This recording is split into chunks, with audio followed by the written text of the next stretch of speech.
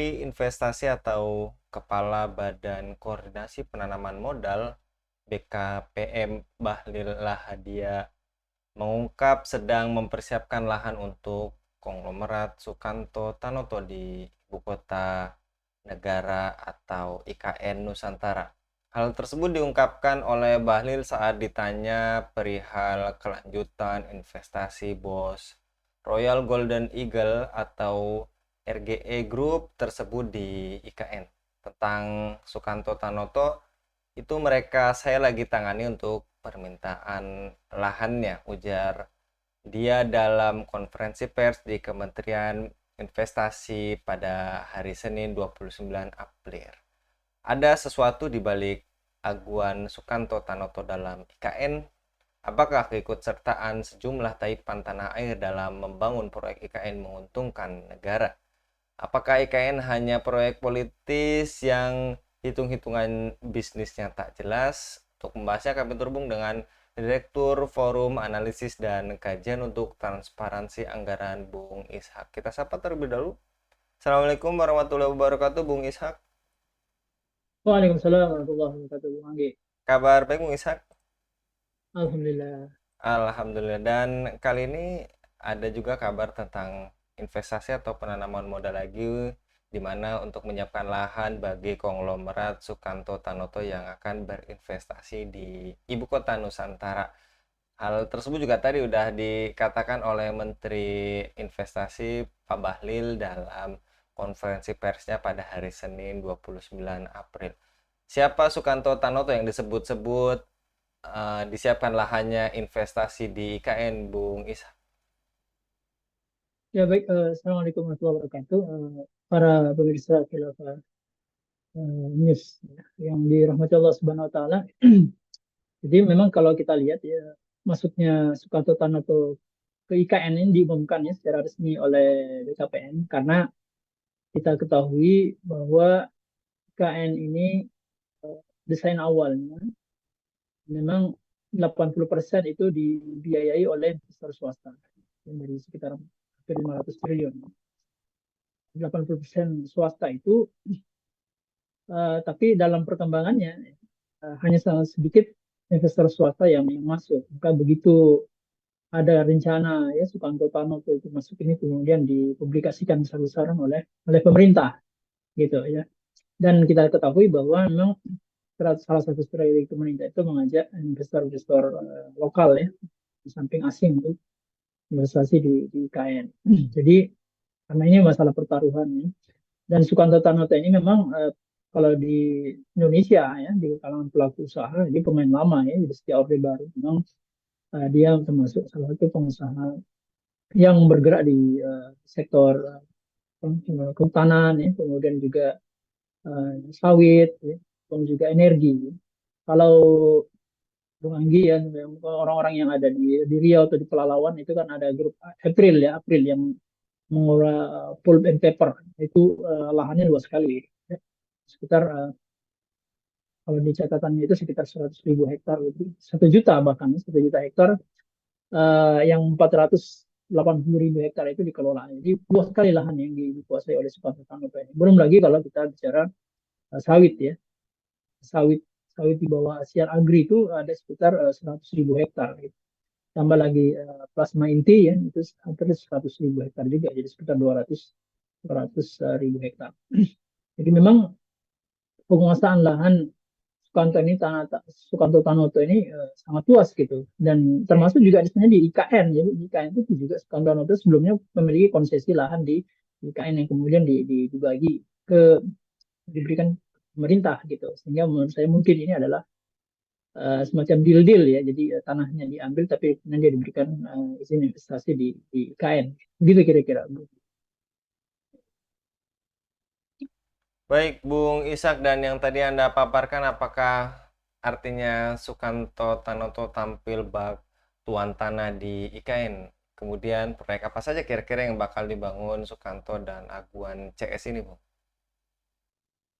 Ya saya kira memang sampai sekarang kita belum tahu ya apa investasi yang akan dibangun. Jadi semacam komitmen saja gitu.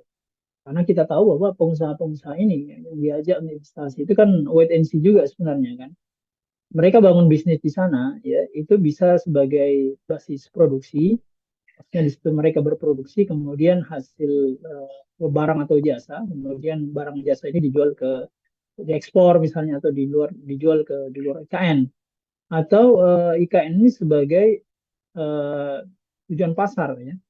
Kalau sebagai tujuan pasar, saya kira ini akan sangat berat karena penduduk IKN ini kan sangat sedikit sekali ya, sangat sedikit sekali sehingga bisnis-bisnis atau investasi-investasi yang terkait dengan apa, jasa ya, misalnya perhotelan, ya mall, sport center dan sebagainya itu menurut saya tidak akan berkembang dalam waktu dekat gitu ya. Sehingga memang dan ini saya kira disadari oleh para investor-investor ini karena memang hanya untuk menjaga kedekatan dengan pemerintah, mereka ya sekedar membuat komitmen saja gitu, buat komitmen tapi realisasi investasi ini saya kira mereka juga hitung-hitungan gitu berapa banyak misalnya potensi pasar di IKN gitu. Karena kalau basis produksi saya kira mereka sudah seperti Sukanto Tanoto ini sudah eksis kan. Jadi mau bangun apa lagi gitu, mau menanam sawit di IKN kan nggak mungkin kan. Mau mau bangun industri pulp and paper di IKN kan nggak perlu gitu. Jadi karena dia sudah punya basis produksi di tempat lain gitu. Sehingga menurut saya memang uh, investasi di IKN ini menurut saya hanya baru sebatas komitmen saja, komitmen. Nah, sehingga konsekuensinya karena mereka hanya berkomitmen, ya belum ada uang yang ditaruh gitu, yang dibelanjakan, maka sementara pemerintah butuh segera agar IKN ini bisa berdiri tegak, maka kemudian akhirnya yang habis ya uang pemerintah nantinya, uang APBN gitu kan. Pemerintah juga tidak mau menanggung malu kan. Sudah janji mau bangun IKN ya, asing apa investor swasta cuma komitmen saja sementara janji ini eh, harus diwujudkan kan, maka kemudian yang disedot adalah uang negara gitu. Kira-kira begitu skemanya nanti Bung Anggi. Baik, dan apakah ini indikasi bahwa beberapa pengusaha telah dikuasai tadi? Anda pun juga mengatakan menguasai ratusan hektar ribu di tanah ikan ini, apakah betul gitu, Bung? Iya sebenarnya kan seperti yang saya sampaikan di awal tadi ya, jadi Sukanto Tanoto itu di lahan IKN itu sekitar hampir 50 ribu hektar itu dia sudah kuasai di sana ya. Kemudian sebagian diambil alih untuk pembangunan IKN. Dan wilayah-wilayah di sekitar atau di sekitar IKN itu juga sebenarnya sudah di dalam bawah konsesi pengusaha-pengusaha tambang, kemudian pengusaha perkebunan ya.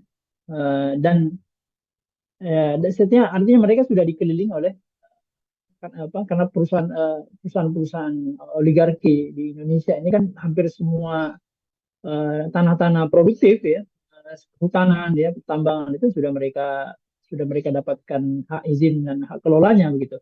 Termasuk nanti di KN ini kan apalagi insentif yang diberikan ya itu besar sekali kan. Kalau kemarin yang jadi kontroversi itu misalnya HGU ya, itu sampai 80 kali 2 tahun gitu. Jadi hampir 160 tahun mereka itu bisa bisa membangun di situ ya, menggunakan lahan itu dalam jangka waktu yang sangat panjang gitu ya, bahkan lebih panjang daripada hak yang diberikan oleh Belanda waktu itu. Jadi memang uh, pemerintah mengobrol insentif agar investor-investor ini mau menanamkan sahamnya mereka di sana dan mau berinvestasi ya. Dan ya kita akan lihat nanti kalau seperti ini modelnya, maka ya IKN ini akan selain yang dimiliki oleh pemerintah akan dikuasai oleh uh, investor-investor konglomerat-konglomerat ini yang tentu saja akan sangat tidak bagus untuk pertumbuhan ekonomi kita. Baik, Bung, dan apakah keikutsertaan sejumlah taipan lokal seperti Aguan dan Sukanto Tanoto tadi membangun IKN bakal mendukung proyek itu berjalan seperti apa yang diinginkan Presiden Jokowi, Bung Ishak? Ya, saya kira pertanyaan menarik ya. Jadi memang uh, investor ini ya, kan sebelum Sukanto Tanoto Aguan ya yang menjadi kepala konsorsium yang bawahi ada grup Jarum ya, kemudian ada Barito Pacific, ya, ada Mulia dan macam-macam itu ya.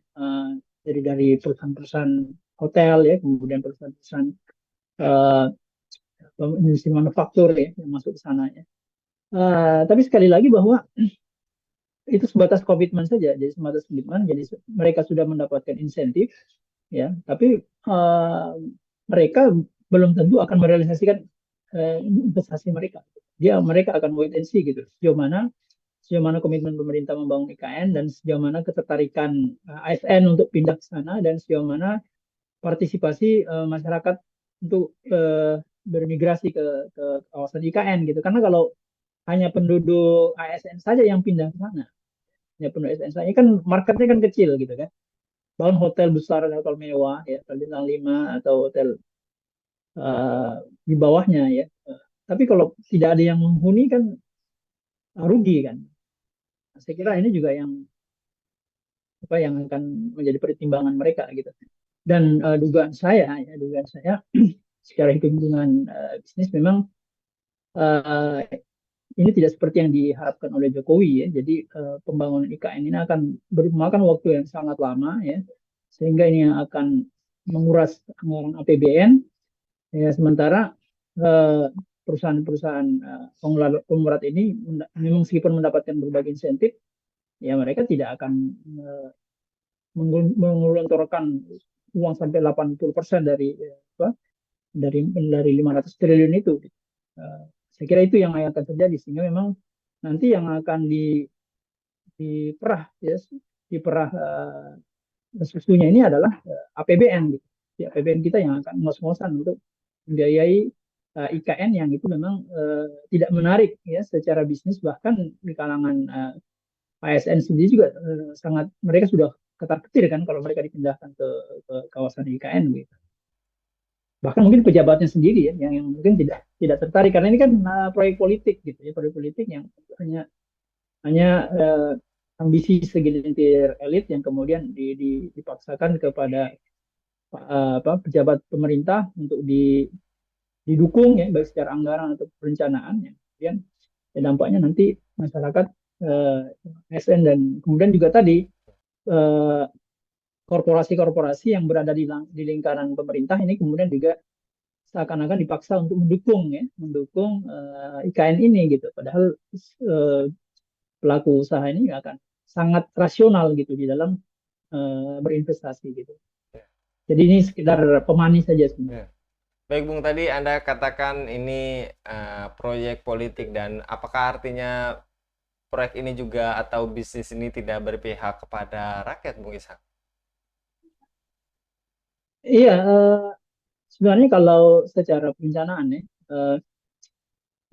Bappenas ya yang ditugaskan untuk melakukan pengkajian ya dengan menyewa konsultan-konsultan ya dari berbagai sektor ya, termasuk makronya, kemudian dari sisi planologinya ya, dari sisi lingkungan dan sebagainya.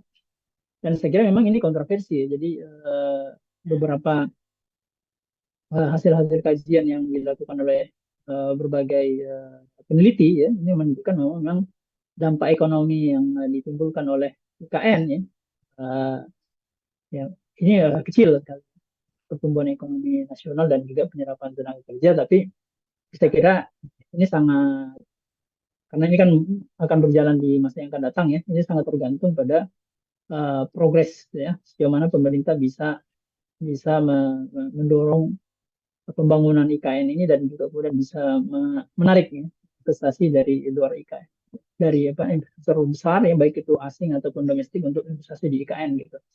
Dan kelihatannya memang ini yang menjadi tumpuan pemerintah ya. Kalau kita lihat investor-investor asing seperti dari Cina, Uni Emirat Arab ya yang dulu berbondong-bondong mau diajak untuk investasi kan sampai sekarang tidak kelihatan gitu batang hidungnya gitu. Mereka menyadari bahwa prospeknya itu kecil. Gitu.